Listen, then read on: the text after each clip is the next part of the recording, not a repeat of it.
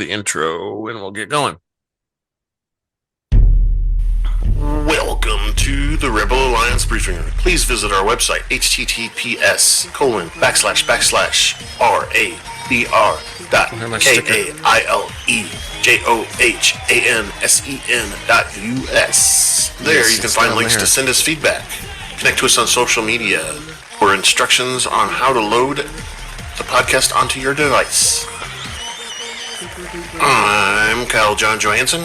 This is Andrew Scott Sutton and Rick Ross Bosley. It's time to talk Star Wars. Scott's taking a break from us, so he's not here. I was going to say, I've been doing some work on, I've kind of let you guys know about it, but I've been doing some work on getting us on Apple Video, part of their podcast section. So we're on there officially, and at least one of our videos is up there. I'm going to hopefully get the second one, the next two, I guess all of them for Acolyte are going to be on there. And then eventually I'll start putting the other stuff. Tales of the Empire and stuff on there. Sweet. But see, part of the issue is Apple doesn't actually host anything. They just link to it. So I had to find a place to put the video, which, as I've told you before, some of it's 7, 8, 10 gigs in size, depending on how long we talk. And so I found there's a place called archive.org, and they archive. They basically, anybody can upload anything, any audio or video they want up there. So if you want it archived on the internet forever, that's where you put it. And they let you do this. They actually have instructions on how to do this for podcasts. So sweet. I'm uploading them up to there, and they'll be officially hosted from there to wherever we want them to. Spotify lets me upload the videos, but I can't link a RSS feed, which is what, where you put everything at. Every time you get a new episode, you put a new episode in the RSS feed, and it pulls it down automatically. They have to upload it manually, which is weird. And it basically, like I said before, it basically replaces the audio that's there. So you upload the audio, and then you get the ability to upload a video if you want to, which replaces the audio. I don't understand why it would do that, but anyway, even if it's a separate feed. So today we're reviewing Star Wars Acolyte Season 1, Episode 3, called Destiny. No 2-word titles this time. Notice that? Notice that. So that means it's a little different. And the good news is this actually episode goes in the past further, and we find out what happened with our sisters and everything. So we're going to discuss all that. We'll do an unboxing here just in a few minutes, and we'll have a total recap and give us some opinions and some theories about what's going on. So let me rearrange my cameras here so we can do the unboxing. Give me a sec. I didn't prepare this in advance, so fresh from your box. There's my tool. Fresh from the Amazon delivery on your porch. Oh.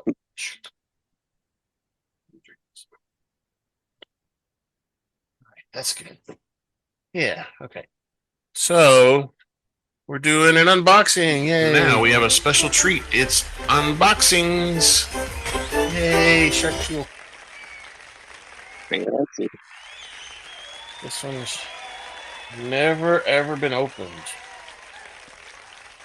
Careful. Pull away from it. Not towards you. The tape is there. Wasn't being very cooperative. Oh, of course, there's another box inside of it. And it has paper. And it's got the warning on it, too. It says a warning. Warning. I guess that's the new Funko thing, is to put the warning wrapper on. It's in danger. That's cool. Even has the Funko on it. Yeah, I think it's just saying that basically nobody since the factory has touched the insides. You're getting a product that has been untouched by anyone but Funko employees. Employee number 12. All right, I got that open. Oh, I don't want to. I don't want you to see. Cheater. Give me a tease. It's too much light. It's all right. So it says Anikan Skywalker, and Yeah. he's got goggles on. A little space racing. Yeah. So, and it's Space. number 698. Here's the side view. 698. He's got the headphones on and everything. You know, ear protection, I guess, Yeah. and his little leather racing hat. Skull bucket. Here's the back. It says Phantom Menace Episode 1, so that's the collection. We did the Padme one the other day from this collection, and Watu earlier. I think what else is there? No, that's the only one. I think the Jar Jar's coming soon in the mail. Actually. So that's the back and the top. And Now. well, I've got that light on above my head, and I always forget to turn it off. It makes it so dark in here. Let me turn it off, and you can. But we're doing a dark series, so it has to be dark. Yeah, this is a dark series, that's for sure. Yeah, so there's the mostly no reflection thing.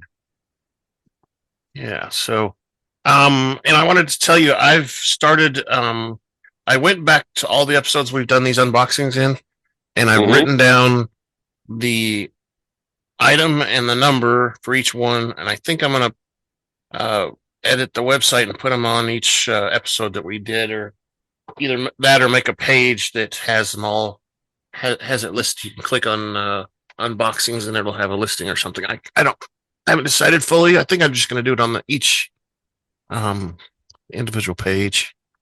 Rick went away. I'm still here. Had to eat another sandwich. Okay, so I'm back, and that was our unboxing. Yay! Anakin Skywalker from pod racing times. So the episode is episode 3, Destiny of the Acolyte, and we have the director name was Kogonada. No last name, just one name. So this is somebody pretty important if they can go by one name. Right, Rick? Yeah. Right. Yeah. Writers this time was Jasmyne Flournoy and Eileen Shim. The editor was Cheryl Potter. Music was scored by Michael Abels, whatever his name is. And he appears to be the only person that's staying. Oh no, Rick left. There, Rick's coming back. Okay. Our cast is some of the same people, but they're much younger in this episode, right? Yeah, they're way younger. Way younger.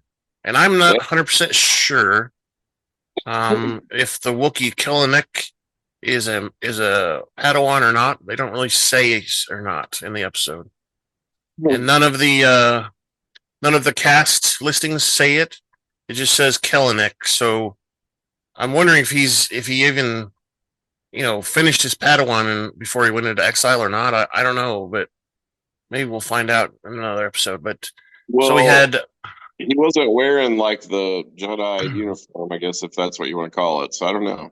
That's a good question. Yeah, I'm not sure either. It's kind of interesting. At least that's what I noticed. So there's Master Soul, which was Jung-Jae, Padawan Torbin, which was Dean Charles Chapman, the guy you said was from Game of Thrones. Yeah. And then we had the sisters, Little May by Leah Bradley and Little Osha by Lauren Bradley. We had the mother Aniseya again, which we saw in the first episode, was played by Jodie Turner Smith. and she was I guess the in charge of the entire clan for this episode. The Like, the head witch. There was Master Indira again, Carrie-Anne Moss. And I went ahead and put Master Keleneka because I don't know. But that was Jonas Sudamato. Then we've got some of the witches or members of the clan. Koril was the one that had all the horns that supposedly fostered the kids, carried the babies, I guess. And that was Margarita Levieva. Ensign Rane, Amy Tsang. Ensign Eurus was Abigail Thorn. Elder Jaalyn was Tabitha Algie. Scout Sierra was Sasaki Allen. Ensign Shima was Deborah Rosen. Yeah, so interesting little clan. So we had this episode 3 Destiny that aired on June 11th. Crap, I didn't get the exact time, but it was like 40 minutes long. And the timeline, yeah, wouldn't it? maybe a little bit longer. I forgot to get the exact time. I'll correct it on the website before I post everything, but with the correct time. But it was Star Wars time was 1:48 before the Battle of Yavin, which the previous episode was 1:32. So we're like 10 years or so in the past for this episode. And all that means that it's time to grab your favorite beverage, pull up a chair, and join us in the Rebel Alliance briefing room.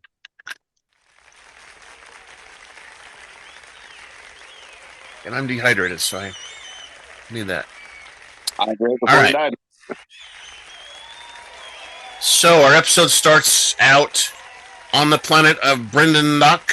16 years earlier, a younger Verosha Aniseya, that's her actual full name. She goes by Osha, but it's Verosha, is meditating in the forest grove beneath a bunta tree. Which, if you remember, those things are supposed to be poisonous if they eat them. The leaves, yeah, the bunta leaves. She's admiring a butterfly-like insect, and her sister Mayho, Aniseya, or May, finds her meditating. When Osha says the bunta tree is beautiful, May replies that the tree is dangerous. And they skipped over here a little bit part here, but she tries to suspend that little butterfly thing in air with her force or whatever. And she can, but she's struggling, right? Looks like she's struggling. But then it looks like when May shows up, May takes over and kind of does it for her. And it's much more powerful, at least. Much more comfortable with her abilities, I guess you could say. Yep. When Osha sees the tree, and it's dangerous, May uses her force powers to suspend the insect again until Osha tells her to let the creature go. It's mean. You're being mean to it. Let it go. Let it go. Yeah. When Osha questions her violent tendencies, May counters by asking her why she's always has to run off. Why is she getting herself away from everybody else? Osha is not keen with doing the ascension, but May insists it's the only a ceremony, and Osha agrees to accompany her and her sister back. While walking through the forest, they reaffirm their connection as twins, stating they're always one despite being born two. There's some sort of chanting they're doing or something. And I think that's part of what we hear in the Ascension too, is the whole clan is always one or something like that.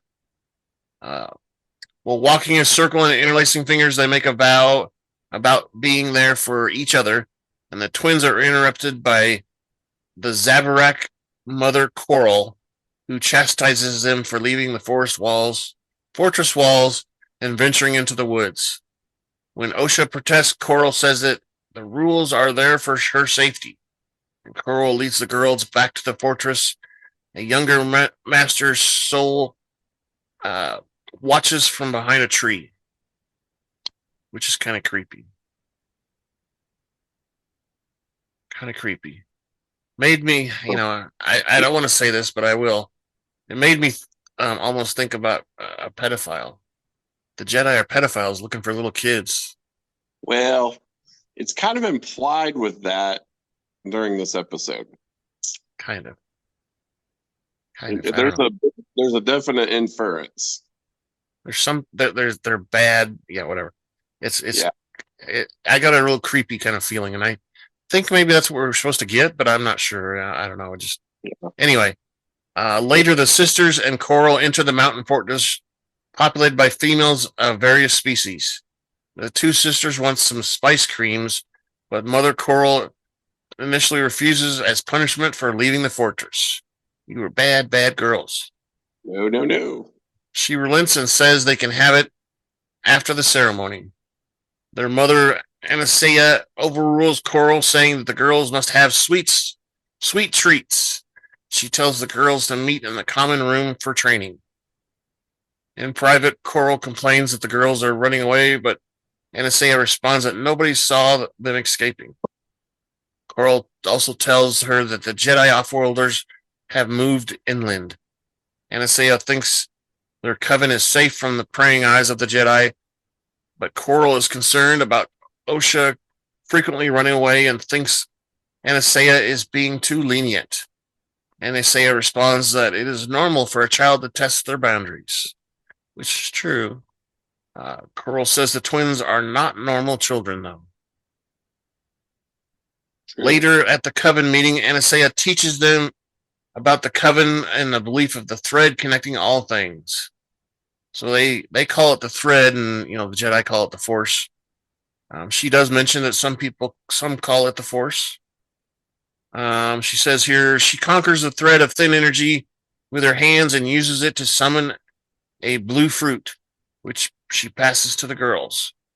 Osha snatches it, while some call the thread the Force, Aniseya counters. They believe that the thread is not a power that can be wielded. She says that if you pull the thread, it changes everything. She emphasized that the thread is tied to one's destiny and that it binds them to others. So the thread runs through everybody, I guess, is what she's trying to say. Connects them. Aniseya gets two of her followers to volunteer for a demonstration. They attempt to block the telekinetic approach, but Aniseya easily scatters them. She talks about the upcoming ascension tonight, saying that more power will be displayed. Osha and May squabble in the background, prompting Aniseya to discipline them by using the thread to push them to the ground. She says, hey, wouldn't that be kind of actually cool as a parent, be able to do that every once in a while? Just scare your kids by knocking them to the ground real quick. That'd be awesome. I said, shut up. Oh, okay. I'm sorry. Talk to the hand. Yeah, it's actually funny. I thought it was funny. They squabble in the background. Aniseya asks the two sisters to practice their powers with her. Despite some difficulty, May manages to deflect Aniseya's telekinetic push. Osha shelters behind her sister, basically not doing anything. She's just kind of afraid to. Yeah, Koril warns Osha that she expects more of her. She actually tells her she's disappointed. While the twins leave for their room, the chaperone, Koril gazes at a generator. In their room, May tells Aniseya that Osha is nervous about the ascension ceremony tonight. Aniseya speaks to Osha directly. When Osha says she does not want to go to the ascension, May says this is how they become witches. Osha is unsure about becoming a witch, but May is insistent. Aniseya gets the sisters to hold hands together, explaining that the thread tied them together before they were born. Before they were born? What? She tells them to love each other, and May encourages Osha. Aniseya explains that the ascension is about walking through fear and sacrificing a part of yourself. the power of many instead of the power of one. She warns Osha that the galaxy is a place that does not welcome women with special powers like them. So they're isolated, but they're witches and they're kind of evil. They're not. I see, and that's always been weird with me because the witches aren't really Sith. They're their own thing, but they're kind of evil. So the Sith kind of like them. Well, but this is a different order of witches than the Doramir, right? Yes. So they're I don't know, on a scale, these are a little bit less of the evil, I guess, if you want to use that word. Bad. Because these witches have kind of like stayed to themselves. Like They something's isolated themselves. something's happened to them because they talk about, starting over again, and then they've like stayed away from everybody else, like Yep. Maybe they were attacked by there's no empire necessarily right now, but the Republic or somebody, I don't know, some marauders or something. Who knows? other witches. It could be other factions of witches. Yeah, I don't know. Later that night, members of the Covenant gather above a deep crater in the mountain under two crescent moons. While getting their hair styled for the ascension, by two handmade witches, Osha and May talk about spice creams. May sees Osha drawing in her notebook. Osha objects to May and hides it. When May complains about Osha hiding things from her, Osha says she sometimes wants to spend time alone, do things herself. May insists they are one, but Osha says they are separate individuals. Two sisters are the only children in the whole community. Osha is curious about the wider galaxy outside Brendan Nook, but May believes that everything they need is here. As the two moons align with the dotted perimeter lights of the mountain fortress, Koril leads them to the other witches to the ceremonial dance. Aniseya walks through the group and explains that they will perform a ceremony that they will have not performed since they've been in exile, because they haven't had any kids, I guess. They say they were hunted, persecuted, and driven from hiding by those who consider their magic unnatural. So somebody could have just been regular people too. Like these guys are, Salem massacre witches. Yeah. We don't. Yeah. Say they're the Salem witch trial. Exactly. Facing extinction, they were blessed with a miracle by escaping. I don't know. After looking to Koril, she signals that the coven to make way for Osha and May to enter the ceremony. The witches kneel before the sisters, and May is eager, but Osha is still nervous. Aniseya holds the two girls' hands under the aligned twin moons, and the witches begin chanting about the power of 1, 2, and 3. As the coven chants and dance, Aniseya asks May if she will follow the ways of the coven and protect the legacy upon her death. May promises she will. I will. When Aniseya conjures up a purple light and places her hand on May's head, forming a tattoo on her left. Aniseya tells her to ascend, and May joins the rest of the coven.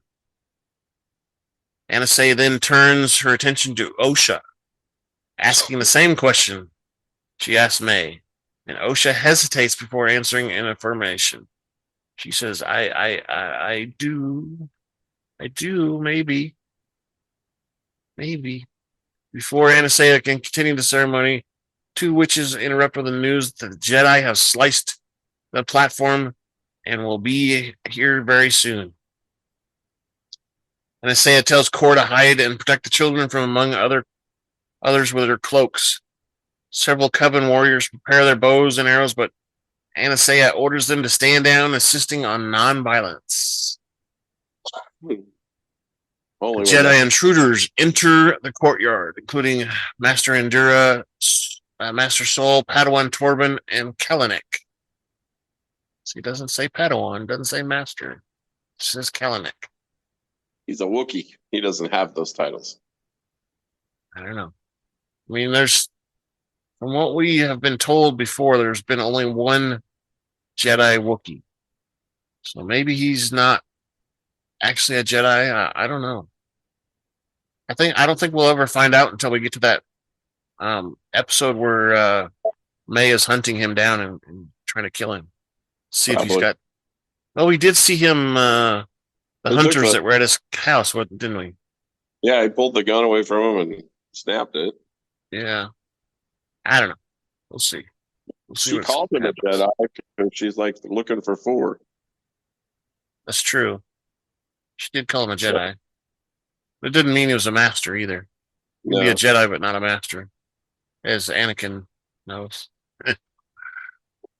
Indara introduces herself and her colleagues to Mother Aniseya.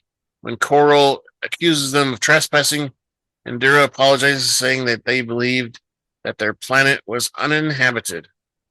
Aniseya voices skepticism. Indara says that Jedi mean them no harm. Aniseya counters that Jedi have come armed and unannounced. Osha is curious about the Jedi, but May tells her to remember Aniseya's warning. Osha ignores her and peers through the gap in one of the witch's cloaks. When Aniseya asks what they want, Indara looks at Soul. She expresses concern that the Coven is training children in the violation of Republic law. Oh, so there's a law where only the Jedi can train them, I guess? I don't know. Republic law. Aniseya responds that they are outside the Republic jurisdiction. Koril denies that they are children of their Coven. And Kalanick cranes for a look around the Coven, but before grunting in Sherwookie.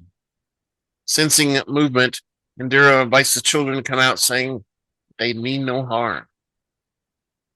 Come, child. Yeah. Soul sees a glint of gold from Osha's cloak.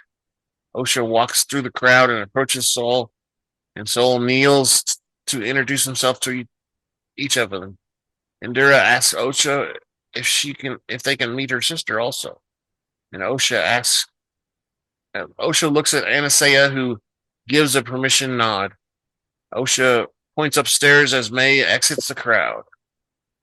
When Indara asks where is their father, Aniseya replies that they have no father. Soul notices the ascension markings on May's forehead, which was not there this morning. Which is creepy because they were watching them a little close if they know that. I know that. Yeah. The witches accuse the Jedi of wanting to take their children. Soul disagrees. As the witches react with hostility, he prepares to draw his lightsaber in combat. Indara calls for restraint, and Soul gently shows his lightsaber to Osha, making it look like he wasn't going to do what he was going to do. He allows Osha to feel the lightsaber. Show and tell. Yeah. I was just going to show it to her. I wasn't going to light it or anything. Kill anybody or anything. No. Just to make sure it wasn't pointed towards her head. Yeah. Soul invites Osha to be tested and trained as a Jedi. Osha looks to her mother, Aniseya, for permission, and May looks at him and the other Jedi wearily. Aniseya stares at Torbin, causing his eyes to turn black. And he kind of went limp too. Oh, Rick's trying to do it too. Oh no. Soul snatches his lightsaber back from Osha and Kalanick growls with terror. Arrgh. Torbin begins gasping for breath. Can't breathe either. Aniseya demands that the Jedi leave in return for restoring Torbin to his right mind. Osha asked her mom for permission to take the Jedi test. Indara reminds Aniseya that Osha has the right to take the test on her own. Aniseya releases her grip on Torbin, causing his eyes to return to normal. Aniseya reluctantly arranges for Osha to be brought to the Jedi encampment for testing the following day. When Indara asks about May, Aniseya reluctantly acquiesces, and the Jedi exit the courtyard. So that's the part where they're like children thieves. It was a little weird. I mean, Well, we've talked about it before in the past, like, they always, Sith, kids and Jedi too. exactly. Well, the Empire was looking for kids because they wanted to, you know, mind control them and train them for stormtroopers. And I guess the Sith do have, their acolyte that's young and such, but not like the Jedi, because the Sith, the main principle is the power of two. So there's always two of them, a master and an apprentice or whatever. So if you see one, there's always another one somewhere. That's what you're supposed to think. But well, and we also know from Bad Batch that they were taking kids because they were wanting the metachlorums. So I mean, right, and that's exactly, and that's after the after this time period. It's during the Clone Wars, but it's before the first Death Star blows up, basically. Yeah. So we know this is on for generations. Right. All right. So the Aniseya asks Koril to gather her advisors while Koril sends the children to bed. Later, Aniseya meets with her advisors. Koril advocates for killing the four Jedi, but others urge caution, fearing retribution of the Republic. Aniseya proposes instead that the girls should take the test in order to appease Osha. Koril objects, fearing that they will lose the girls. When Aniseya asserts her authority, Koril counters that she carried the two children, and Aniseya replies that she created the twins. When Koril asks what if the Jedi discover how she created them, Elder Nasa proposes that twins take the test but fail in order to avoid conflict with the Republic and keep the twins in the coven. So they want them to fail the test on purpose. But yeah, so here we find out that the twins were technically created by magic. Yep. And that makes me also think about how Anikan was created. Because he didn't have a father either. And her mother said that she just became pregnant somehow. She didn't know how. She didn't have sex or anything, but she became pregnant. So that makes me wonder if this kind of power has been used for Anikan too. Could have been. It was those darn witches. They're always. Either that or they taught Palpatine or somebody how to use the same power. Broomsticks. Yep. Broomsticks, that's it. The following morning, Aniseya briefs May and Osha about their plans. When Osha asks how they should fail, she suggests telling the Jedi the opposite of what is in their heart. May tells Osha that if they pass, the Jedi will take them from their mama. When Osha and May argue about whether the Jedi are good or bad, Aniseya says the issue is not about good or evil, but rather who should wield the power. Oh. Aniseya says that while Osha may want to be a Jedi, their interest may change like the seasons. So she might want to be a Jedi today, and tomorrow she wants to be a witch. And then tomorrow, the day after that, she wants to be a Sith. I don't know. I think it's interesting that they've been focusing a lot on the witches, and from the original series, we've always thought of only only two factions. There's the Sith and the Jedi, but there's actually three. There's the witches, the Sith, and the Jedi. That we know of. That we know of, yeah. Unless there's a robot clan too. They can use the Force. I don't know. Mm-mm. Koril and the scouts lead the twins to the Jedi's red-striped white starship. As they approach the ship, Osha tells May that she does not want to lie and say what's in her heart. Koril summons May. Before separating, May asks Osha to remember their promise. Well, to lie, basically. And Osha reluctantly says she'll keep her promise. While May undergoes her test, Osha walks around the Jedi encampment and takes interest in the Wookiee Jedi Kalaneka. It says it right there, Jedi. Wookiee Jedi Kalaneka, who is repairing a damaged speeder bike. Later, May exits the starship and smiles at Koril, which, I guess she lied. Padawan Torbin ushers Osha into the ship. As Torbin kneels, Osha takes interest in his lightsaber and asks how he got it. Torbin explains that he had to go through a trial to earn one. Lots of trials, he said. Torbin then takes a blood sample from Osha before ushering her into the living area. Indara asks Osha to divine what the image is on the screen and tell them what she sees. When Soul holds can't talk. When Soul holds a turned away screen, Osha complains she sees a starship on the screen when actually what shows is a loath cat. He smiles and Soul smiles and says, "Correct. You got it right." I mean, it was wrong. Soul toggles the image to a space station, but Osha says it's a mountain. And he says it's correct again. Correct. You're correct. Oh. Soul asks Osha if someone asked her to fail the test on purpose. Indara asks Osha if her family does not want her to be separated from her. Osha shifts her eyes around nervously. I don't know what you're talking about. Soul speaks to Osha and says that he was discovered to be force sensitive by the Jedi at the age of 4. Soul says that he felt different from his family. Says that he can empathize with her.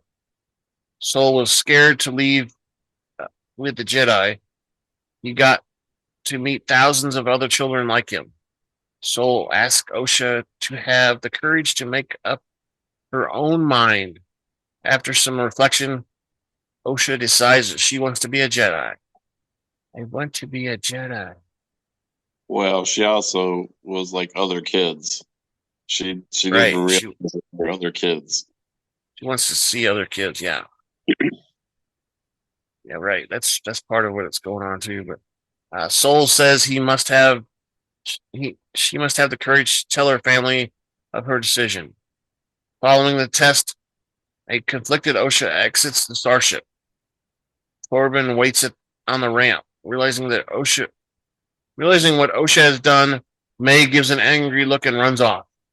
Kalaneka watches and growls in concern. He's like, "Rrr." Yeah, well, she understands him. That's the crazy thing. So, like, their language must be a pretty universal one, because she was able to talk to him. There's also an implication that Jedi have an easy time with other languages. True. Because Luke Skywalker understands pretty much everything that makes a difference. He understands the droids and everything. True. And most of us don't understand. And I don't think Han Solo understands R2D2. But Luke can talk sentences and stuff with him. Anyway, yeah, I think it's just a universal language thing going on in their head with the Force. I don't know. They have a translator that automatically happens. But yeah, I mean, she understands him, and it seems like she knows exactly what he's saying when he says something. Especially at the bike or whatever when he said something. Yeah. Later that night, May and Osha meet with the Coven. Osha says she told the Jedi the truth. Mother Aniseya says telling the truth is not always as simple. That's simple, while May is angry with Osha and tells her she lied and broke her promise. Aniseya thinks the Jedi played a mind trick, but Osha says that she truly wants to be a Jedi and explore the galaxy. Meet other children. She says she does not want to be a witch. May is angry and attacks Osha. Koril restrains May and ushers her out of the room. Yeah, she starts throwing a fit. Like, why? Why did you do this? Why are you doing this to me? Osha apologizes to Aniseya, and Aniseya says that destiny is not decided by an aphomoric force unless her choose. While aware that she will not see her family again, Osha tearfully affirms her decision to be a Jedi. Aniseya says that she will discuss Osha's wish with the rest of the council, and Osha retreats to her bedchamber after she packs her bag, or where she packs her bag. She touches her blue soft toys, and then picks up a triangular-shaped journal, when one of the pages of which is etched by a Jedi symbol. So, okay. May enters the room and says she will not let her leave and join the Jedi. She snatches the journal and locks Osha inside the bedroom. May uses an oil lantern to set the journal ablaze after Osha begs her to let her out and stuff. The fire spreads throughout the building and into the bedroom. Trapped, and Osha uses a tool to unlock a narrow passageway, which leads to a larger passageway. So it's like a weird escape tunnel.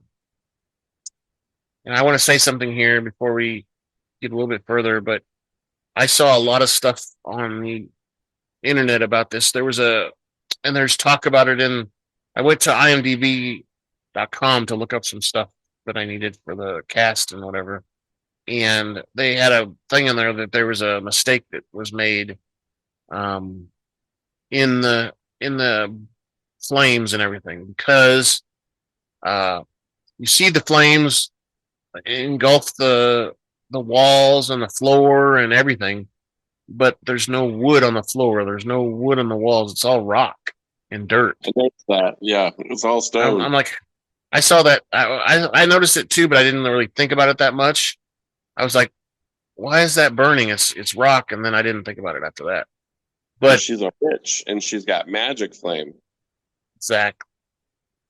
Of course, it was oil too, so oil is different.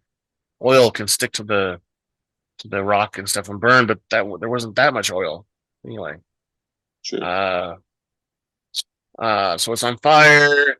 She's trapped, and Osha uses a tool to unlock a narrow passageway which leads to a larger escape passage. Through the grate, Osha hears the screams of the other witches. As Osha approaches a generator, she sees her sister May running up the generator stairs. Shortly later, the generator explodes, creating a hole in the walkway between Osha and May. Soul runs into the fortress, calling for Osha. When May reveals that her mother is dead, Osha asks what she has done. What have you done? What have you done to us? May returns the question. The walkway suddenly gives away, and May slides into the chasm below. Osha falls, but Saul pulls her up to safety. Dun, dun, dun, dun. Sticks his hand down there and grabs her. Got her. Soul says, I've got you. I've got you. Just pull up. You're not falling. They walk through a smoky hall strewn with bodies of witches. The two flee to the fortress courtyard where Osha sees her dead mother, Aniseya. Soul pulls her away as the fortress crumbles and fire is spread across the witches' fortress. Later, Osha wakes aboard the Jedi starship with a breathing mask around her face. Soul tends to her and tells her that she is safe. When she asks where she is, you're safe now. You're on a starship. We're going to Coruscant. Going to Coruscant. Indara and Torbin watch in the near door. we're going to Coruscant, and he tells Osha that May started a fire, destroyed everything, and killed everyone, including Mama. Osha wants to go back and search for May, but Soul says there's nothing back there. Soul offers to train Osha as a Padawan and hugs her. He promises her protection. Creepy. Creepy old man. Yeah. Back on Brinduk, May is relieved that to have survived the explosion that destroyed the Coven. She faces the Bunta tree and where she found Osha meditating at the beginning of the episode. And then the credits roll. We hear something in the background, some voice in the background. I think she's calling to Osha in her mind or something. I don't know. We hear a voice in the background too. Don't you remember kind of hearing that? Well, we don't know what else is on that planet. Like, yeah, like that's the only life that we know, right?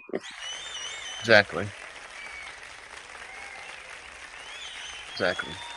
All right, so that was a interesting episode. It was more story than action, I guess, which may have not made it as exciting. But like I said, there's a lot of stuff on the internet where they basically say that this entire episode ruined all of Star Wars. It was some of the people said, which I thought that's stupid. But this episode did its job because it filled the backstory of what we didn't know from episode 1 and 2. Like, and I think there's more to it, obviously, but this was a great filler, I thought. I mean, I thought this was a perfect episode to follow up with 1 and 2. It was the backstory that we needed. Yeah, well, a little bit of the backstory. Right. We still don't know why they're there or you know what's going on with that coven, you know, how they do stuff every day. We don't know any of that stuff. We just know that why the girls were created. Like, right. We don't know why they were created, any of that stuff. I guess maybe because if they don't have children, they don't have a way to carry on their coven. I mean, I think that's what they're implying or inferring. I think the big takeaway that we get from this is that Osha is not the stronger of the two. Right. At least with, stuff. Now that we may find that might be different, but at a young age, May is the stronger of the two. Right. And, we know from episode 1 and 2 that she quit the Jedi too. Mm-hmm. And I'm wondering, if it's a confidence thing, May is confident in her abilities and Osha's maybe not. Or is afraid of her abilities, maybe. Could be. Maybe she associates them with being evil or something. I don't know. She did say something about May being bad and stuff and being evil or whatever. Well, it's the yin and the yang. You got one light, one dark, Right. So, and I don't know, I think you mentioned it last time, or I'm pretty sure it was you. I don't think it was Scott, but it could have been Scott. I don't remember. But are they really two separate characters or are they one character? Yeah. I'm actually, I think I think they're two in this time of this episode, but I'm wondering if one of them actually died in the fire and the other one is kind of to deal with that has manifested a personality of the other one.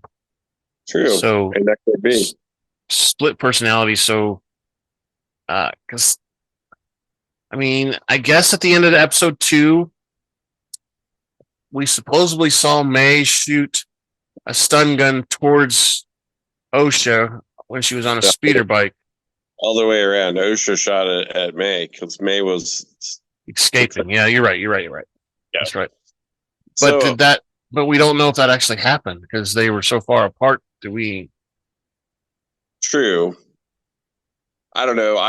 You mentioned this at the very beginning, but I thought it was interesting that the title only was one word when the others have been two. It'll be interesting to see what episode 4's title is, because they're not releasing them yet, right? No, I don't think so, but we can check real quick. I got it open. I somewhere. don't remember seeing anything for upcoming. Like it doesn't say anything.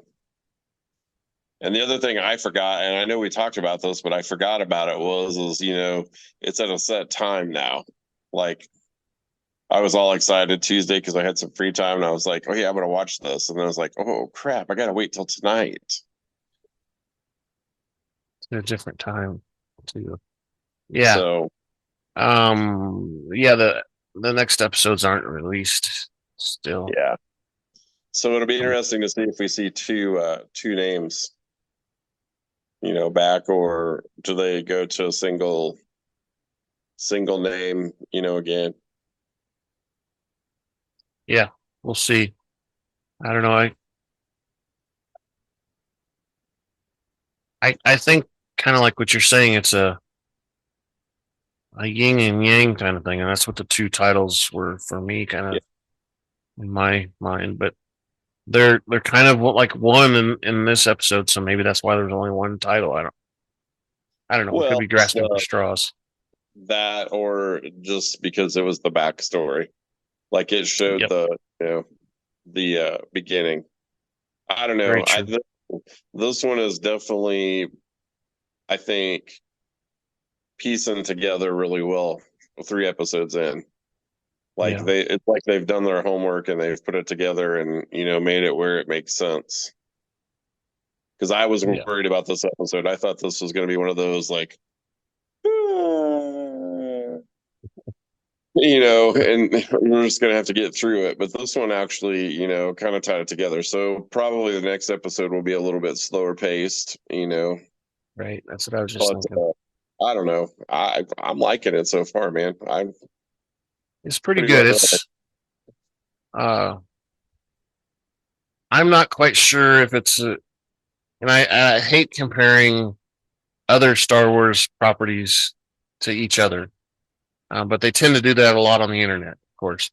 I'm not quite sure if it's as good as Andor yet, but it's getting pretty close, at least in my mind. Andor was pretty cool, and it jumped around and all kinds of stuff. It was just, Well, I don't know. The appeal with Andor was we knew the outcome before it started. Like we knew what the end was going to be like. Oh, well, I mean, we it's not over, but we knew what they were building to. So we knew everything from how it was supposed to end and what we saw from the beginning, and then everything that we watched in between, we knew was making sense for that. Yep. That too. Which don't really know so much. In other news, I saw an article where they interviewed Dave Filoni, which we know now is he's in charge of all of Star Wars. Yeah. They're in the middle of still writing and filming some more for season 2 of Acolyte, so that's going to happen. That's good. And they Andor season 2 has already been filmed and is in post production. And those all have to come out before Filoni's movie, which is supposed to, be in theaters and such. Maybe it may just be a streaming movie. I don't know for sure anymore. And isn't that 2025? Yeah, something like that. 2025. So that's good for us, because that means they're setting something up for the fall, something going through the winter, and then probably something again in the spring. So let's hope so. So we'll probably see the Acolyte again a year from now, next spring. And then maybe Skeleton Crew. Well, we know Skeleton Crew's coming out next, so that'll be the next one. And then maybe we'll see Andor through the winter then. It'd be nice. I don't like the long breaks that they do sometimes.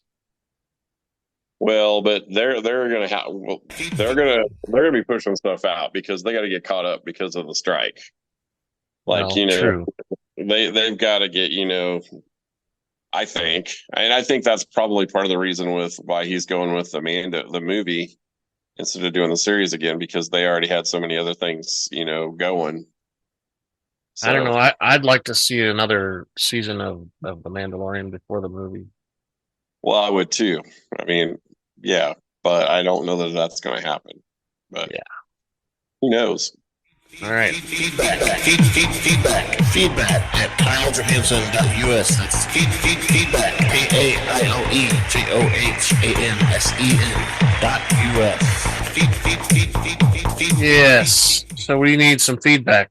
You've taken in what we've said and what you've seen and what we talked about. We want you to send us what you think about it at that email address, feedback at KyleJohansson.us. We've got a link on our website where there's a form you can fill out for feedback. And I think you can type as much as you want in there. There's no limit on characters. We're also on X/Twitter. We're called super_duper_pod. We're on the Blue Sky network also at Rebel Alliance Briefing Room, all one word. We're on audio and video on Apple Podcasts, and you can put comments there. We're also on YouTube, video and audio. Comments will go there. So there's plenty of places to put comments. Lots of places for me to look at, which can be annoying, but that's fine. Put them in there wherever you want. And we look forward to hearing from you. He's got plenty of time on his hands. Yeah. Yeah, right. Yeah. Send me the feedback. So I've been also working on another page too for our website called About Us. And you know how a lot of websites will have a thing in it, it'll have like who the people are and what a bunch of links and email addresses and stuff. So I'm gathering it all on one page basically, so people can click on it, and then there'll be links to other things like where to send feedback, where to go to us on social media, and all that. I'm not giving phone numbers or anything, but I want to put a phone number, and I do have a phone number reserved that I use for work, but I own it myself, and it's a Google phone number. Yeah. And if we really wanted to, people could send us voicemails. I just haven't never publicized the phone number. So I'm thinking about putting it on there. You just outed me. Now the Witness Protection Program has to relocate me. Yeah. So there's that, and then we do have. I've told you guys before. We do have a place where there's a place called Ko-fi, KOFFE, I think it is, or I can't remember what it is, but it's one of those websites where people can donate, and the idea is you give a cup of coffee, how much it costs for a cup of coffee, kind of thing. We've had us, we've been registered to that site for ever since the podcast began. I've just never done it because we've never had a crowd of anybody of any type. I've never publicized it, so I was thinking about putting that on there too, just so it's all kind of there in the place, but we don't have to talk about it all the time. It's just there. If people want to go to the website, they can find it there, kind of thing. So in other words, you're encouraging people to not work while they're at their jobs. Way to go, man. Thanks. Appreciate that. I really need that. I want them to listen to our podcast all the time. I need my history. I need my history page to change a little bit when HR checks it at work. Yeah. The news, Rusty Myers, fishing, and Cabela's. Now I can add some more to it.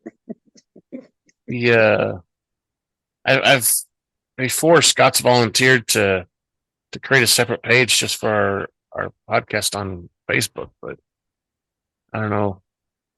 Then somebody has to manage it and post to it on stuff all the time.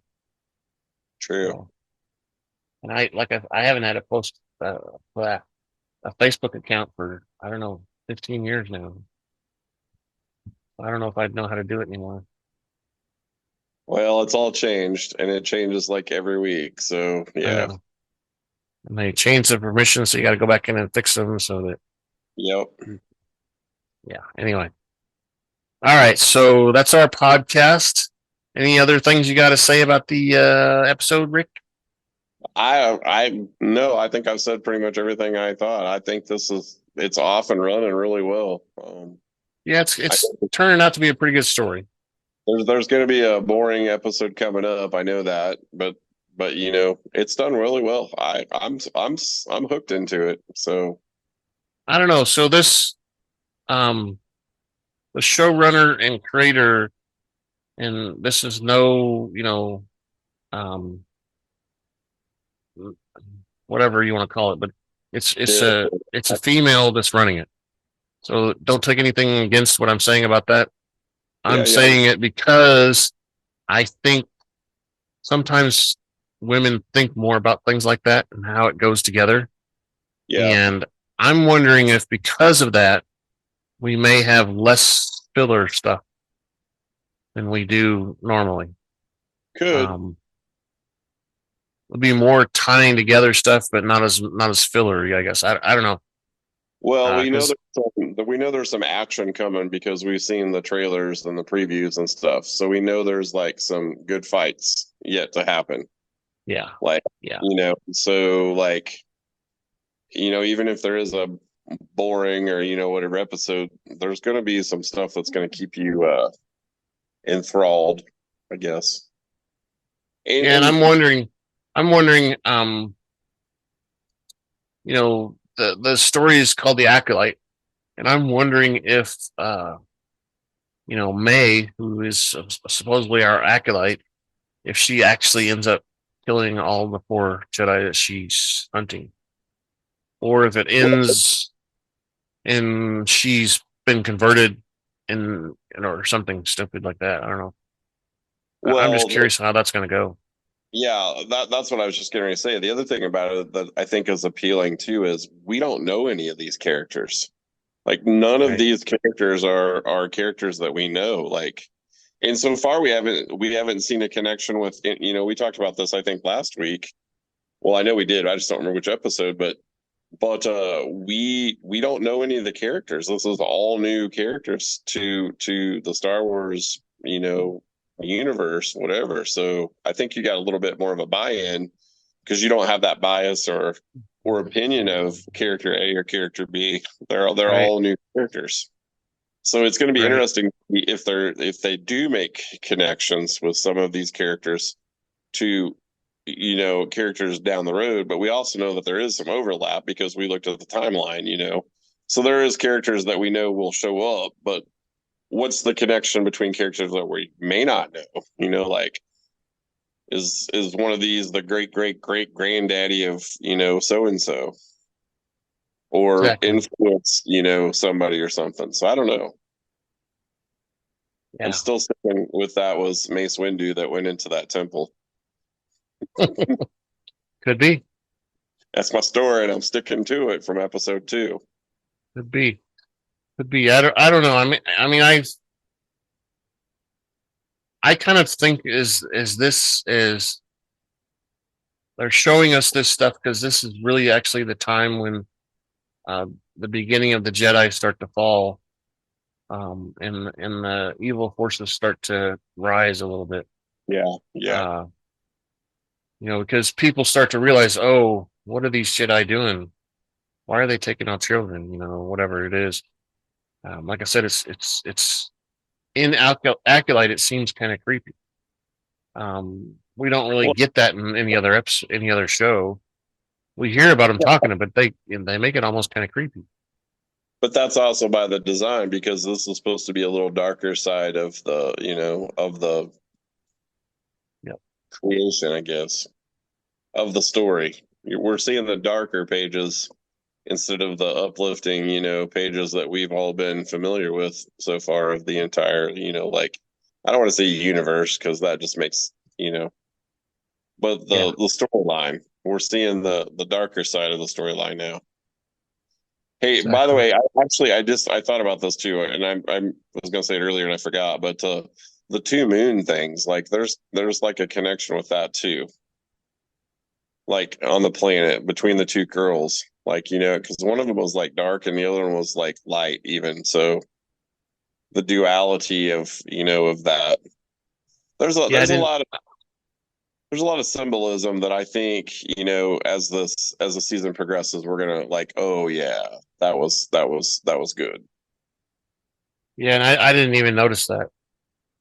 I thought So, about the two moons and stuff in them, but I didn't notice that there was a difference in what the visually or anything like well, I that. think one of them is like a, I don't know, is it like reddish pink maybe, and the other one is like a white yellow kind of thing. So, and I Yeah. think one of them actually has like a line or a sphere, or not a sphere, but a, like, I don't know what you would call it, a point of light or something. That's like, I don't have to go back and look at it now that I say that, but I just thought it was interesting that there were two moons because I was trying to remember. You can't see it on the Was camera. it on Tatooine that there's two moons with There's Anikin, two suns. two suns? Maybe that's what it is. And Yeah. I'm saying moons. Maybe it's suns. I don't know, but two, like like the two things there. So I don't know. Maybe I thought about that a little bit too much. I don't know if you can see that there. The first row, over in the far side, there's a symbol there. It's like two wings and it's got like a star in the middle of it. Yeah. Yeah. I can, Is that kind of what you see for the yeah, over there? It's way hold far on. away, but is that kind of what you're thinking about for the moons you saw? Not really. No, I don't know. You'll have to go back to the episode and watch it. Like I just saw it was. I'm trying to think on where the scene was. Maybe it was when they were coming. I don't remember if they were coming back to the fortress, the castle, or whatever, and it like just panned off to the side and had them, or if it was during like the Yeah. ceremony or something. That, I mean, it's there. Like it's not just like camera pauses, long dramatic, 1001, Right. 1002, 3, but it's there subtle enough that you're like you see it, and it's like, because it made me think like somewhere else I'd seen two, and I thought it was on with Anakin or Luke, one or the other on the planet, but I couldn't remember for sure what it was, and so I just Yeah, think it was a there's something symbolic. sunset with two suns. Yeah, there's something symbolic with that, and it makes sense Well, because it's the two girls. yeah. And the way you described it to me, and maybe it's just my mind being weird, but whenever I see the two moons that were in the episode, I see a crescent moon. So there's two crescent moons is what I see. I don't see two circles. I don't know why that is, but because you described it just now, the way you described it, that's why I thought of that Jedi symbol, because that's the Jedi symbol. It's two wings and then there's like a star light or something in the middle, and it's Yeah. almost exactly the same thing you described. Well, go back and look at it, and Yeah, I I'll don't have to know. They're watch it just again. they're different colors, and I don't know if that means much or what, but they're different shades. But like one of them has like a, I would almost say like it's like a skewer going through it, kind of like like globe would have that would spin on, but it's actually light, and the other one is just kind of like a half moon kind of thing. Like it's white, but the other part's like shaded out, and you can kind of see the edge. I don't know. Yeah, I just thought there's some symbolism to it that they're trying to subtly dump in, and hoping that you would catch it or make a connection, and I recognize it, but I don't know that I'm making the connection or whatever. So yeah. And we're getting way off here, but I almost want to think from the way they keep bringing up the witches and stuff in these shows is that maybe they're trying to imply that this force ability has been around forever, and it started with witches and it kind of split off true. because witches, you know as we know from our history, witches are people that can do weird and crazy kind of spells and whatever, and make things disappear and stuff, make things levitate, which witches have in our past supposedly have done, right?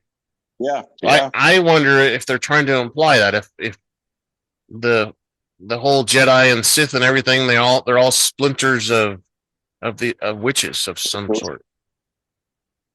Could make sense. Well, Anyway. I mean, this is kind of the oldest stuff that we know so far, kind of Right. in terms of that, that we've seen. So, but we know the Jedi were around during that time, and obviously now the Sith have been around during that time too. So they've all been in the same time frame. I don't know. Maybe we'll find out more as this progresses because they'll go farther back into the history part. I don't know. Good point. I can't remember exactly, but there's a record that they have of like, I don't know, it's like 25,000 years in the past is when the first Jedi, happened or whatever. Or Shows up as a religion or whatever you want to call it. I kind of see the Jedi as a religion in a way, because that's kind of the way they say it's not, but that's kind of the way it's portrayed as, Well, yeah. It's a cult, let's just say, Yeah. For a bad word, but it is, Yeah. I'm also the kind of person that thinks that most major religion is kind of a cult too, because they kind of do the same thing. They all want you to worship their thing and do their thing, and then if you don't do it, then you're bad. Yeah. You're against the cult. They're just a bunch of hippies living on a commune. Yeah. Anyway, let's get out of here. We've been talking too long. So.